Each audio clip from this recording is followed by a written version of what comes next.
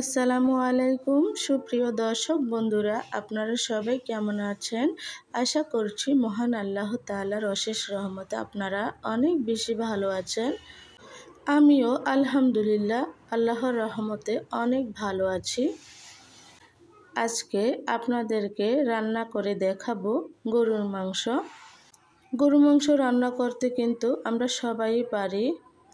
যেহেতু আজকের রান্নাটা আপনাদের ভাইয়া করবে, সেজন্য আপনাদের সাথে একটু শেয়ার করলাম। ভিডিওর প্রথমে ছোট্ট একটি রিকোয়েস্ট রইল, যে যেখানে কাছে কিংবা দূরে, দেশ কিংবা বিদেশ থেকে আমার এই ভিডিওটি দেখে থাকছেন, সম্পূর্ণ ভিডিওটি কন্টিনিউ করার চেষ্টা করবেন। তো বন্ধুরা, আর কথা নয়, চলুন। রান্না করার জন্য এখানে 3 কেজি পরিমাণ গরুর মাংস নিয়েছে। দিয়ে দিব 3 টেবিল চামচ পরিমাণ হলুদের গুঁড়া। বন্ধুরা, মাংসটা কিন্তু ধুয়ে আগে থেকে পানি ঝরিয়ে রাখতে হবে। তারপর এখানে দিয়ে দিবে 2 টেবিল চামচ পরিমাণ মরিচের গুঁড়া। এই সব কিন্তু আপনাদের ভাইয়া করছে, আমি ভিডিও করছিলাম তখন। দিয়ে দিচ্ছে জিরা ধনিয়ার গুঁড়া 2 টেবিল চামচ পরিমাণ। তারপর এখানে অ্যাড করবে গরম মশলা। এই গরম মশলার ভিডিওটা আপনারা আমার ভিডিওতে পেয়ে যাবেন।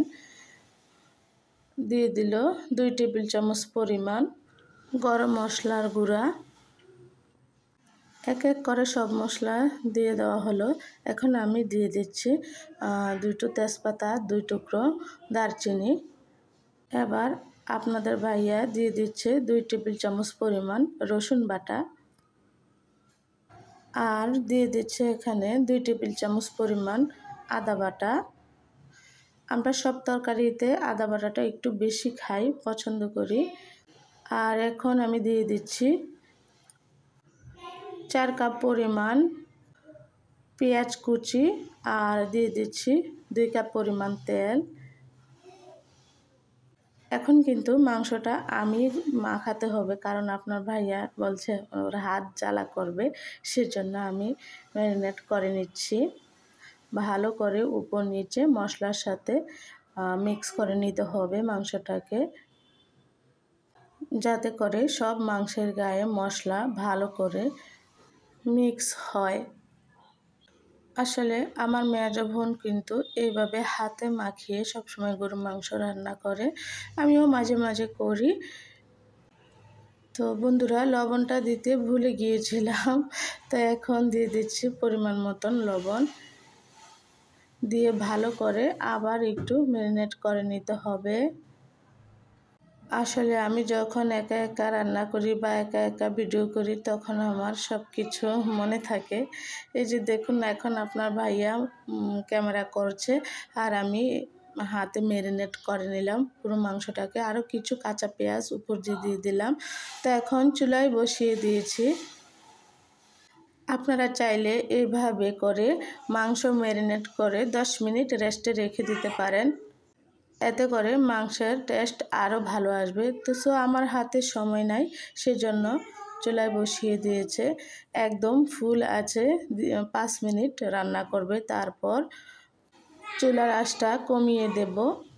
আমাদের বাসার পাশে আরেকটি বিল্ডিংয়ের কাজ চলছে, সেজন্য অনেক আওয়াজ আসছে, আপনারা হয়তো শুনছেন।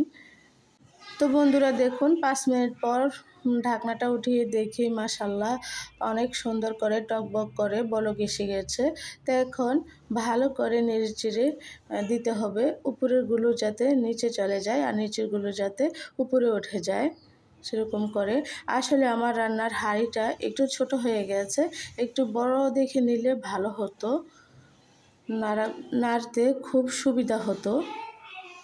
মাশাআল্লাহ আপনারা লক্ষ্য করে দেখুন, মাংসের কালারটা কিন্তু এখনই দারুণ এসেছে, মনে হচ্ছে যেন মাংস এখনই হয়ে গেছে, চুলা থেকে নামিয়ে নেব। না কিন্তু বন্ধুরা, এখানে মাত্র 5 মিনিট রান্না করেছিলাম ঢাকনা দিয়ে, চুলার আঁচটা হাই করে দিয়েছিলাম। তো এখন আবার ঢাকনা দিয়ে ঢেকে দেব, দিয়ে চুলার আঁচটা একদম লো করে রাখবো। তো বন্ধুরা, ফিরে আসলাম প্রায় 15 মিনিট পর। তো দেখুন মাংস থেকে উপরে তেল ভেসে উঠেছে, ভালো করে কষানো হয়ে গেছে। আসলে বন্ধুরা, সব রান্না থেকে আমার কাছে মাংস রান্নাটাই একেবারে সহজ লাগে। তার ফাঁকে আমি 2 কাপ পরিমাণ গরম পানি অ্যাড করে দিয়েছি। অবশ্যই মাংস কষানোর পরে যদি আপনারা ঝোল দেন তাহলে গরম করে দিবেন, না হয় ঠান্ডা পানি দিলে মাংসের টেস্ট নষ্ট হয়ে যায়। তো বন্ধুরা, আমি এভাবে করে আবার ঢাকনা দিয়ে রান্না করে নিয়েছি প্রায় আধা ঘন্টার মতো, চুলার আঁচ মিডিয়ামে রেখে। তো দেখুন এখন পানি শুকিয়ে উপরে তেল ভেসে উঠেছে, তার মানে আমার রান্নাটা হয়ে গেছে।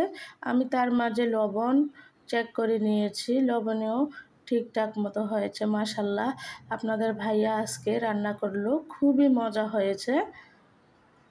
আপনাদের কাছে কেমন লেগেছে প্লিজ কমেন্ট করে জানাতে কিন্তু ভুলবেন না। আপনাদের কমেন্ট পড়তে আমার কাছে খুব ভালো লাগে। চুলাটা এবার বন্ধ করে দেব।